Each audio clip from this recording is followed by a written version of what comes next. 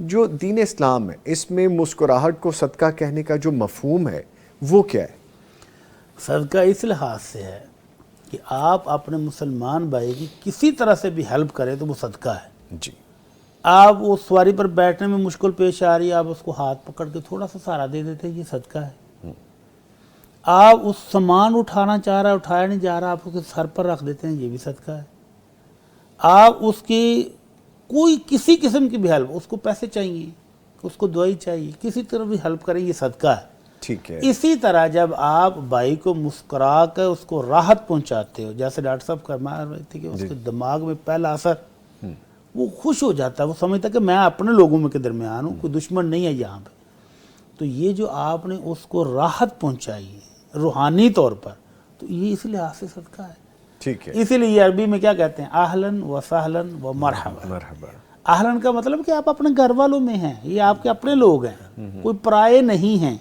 اور سہلاً کا مطلب ہے کہ پرسکون رہیے، یہاں کوئی دشمن نہیں ہے، کوئی آپ کو فائر مارنے والا نہیں ہے، یہ آپ کا اپنا گھر ہے، پر امن گھر ہے، خوف سے دور گھر ہے. آپ رہیں، سکون کریں، اور آپ کو خوش آمدید، ویلکم. مرحبا کہ میں خوش تو آمدید. یہ خوبصورت اسلامی آداب ہیں.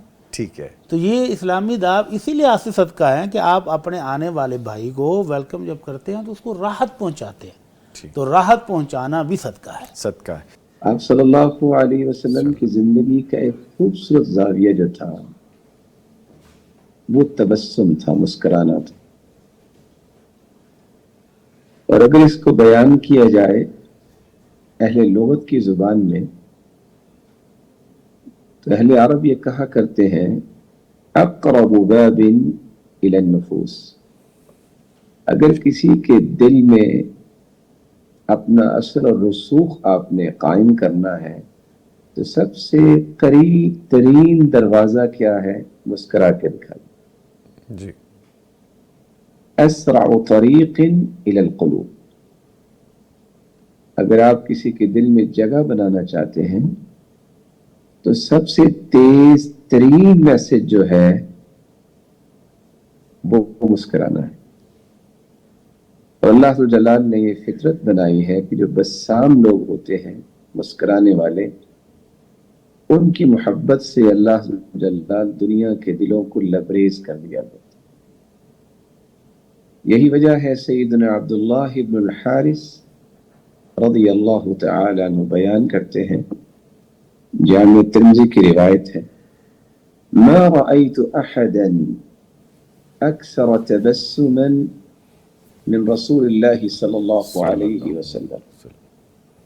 میں نے رسول اللہ صلی اللہ علیہ وآلہ وسلم سے بڑھ کر کسی کو بھی مسکراتا نہیں پایا.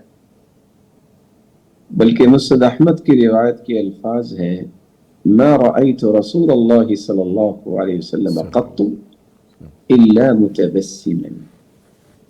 میں نے زندگی میں کب بھی دیکھا ہے تو آپ صلی اللہ علیہ وسلم کی مسکراہٹوں کو دیکھا ہے.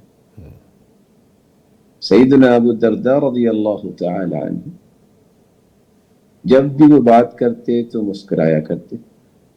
تو ام الدرداء رضی اللہ تعالی عنہ کہنے لگی، انی اخاف ان یری الناس انک احمق. مجھے یہ خوف ہے کہ لوگ یہ نہ کہیں کہ پتہ نہیں کیوں ہنستے ہیں. تو فوراً کہنے لگے صحابی، ما رأيت رسول اللہ صلی اللہ علیہ وسلم حدث حدیثا الا وهو يبتسم في حدیثی.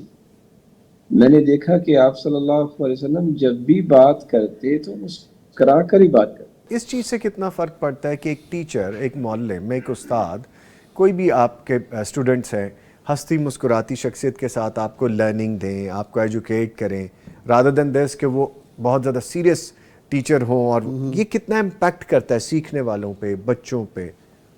اس میں اگر دیکھا جائے کہ نان وربل کمیونیکیشن میں یہ چیز آتی ہے نا، لفظ صرف کوئی 10% کے قریب یا 7% اثر رکھتے ہیں، باقی سارے کا سارا جو ہے نا آپ کی جو یہ حرکات و سکنات ہیں جس میں مسکراہٹ بھی شامل ہے وہ میجر رول رکھتی ہیں 93% کے قریب. اب اس میں اگر ہم مسکراہٹ کو لے لیں تو مسکراہٹ سب سے پرائمریلی، اور ایک ہمارا آئی کانٹیکٹ جی کہ ہم اس کے ساتھ کیسے دیکھ رہے ہیں کس طریقے سے، یہ دونوں چیزیں جو ہے نا یہ بہت زیادہ وہ اس کے اوپر اثر رکھتی ہیں۔ ایسے بچے جن کو بہت ساری جگہوں میں نالائق کہا جاتا تھا، ان کو ہم نے بہتر کام کرتے ہوئے دیکھا، جبکہ ان کے ٹیچر جو ہے ان کی کمیونیکیشن ان کے ساتھ بہتر تھی۔ تو یہ بہت فرق پڑتا ہے اس چیز کے ساتھ کہ آپ کلاس میں جاتے ہیں اور کس طریقے سے آپ جا کے بچوں کو گریٹ کر رہے ہیں، اس سے بہت فرق پڑتا ہے۔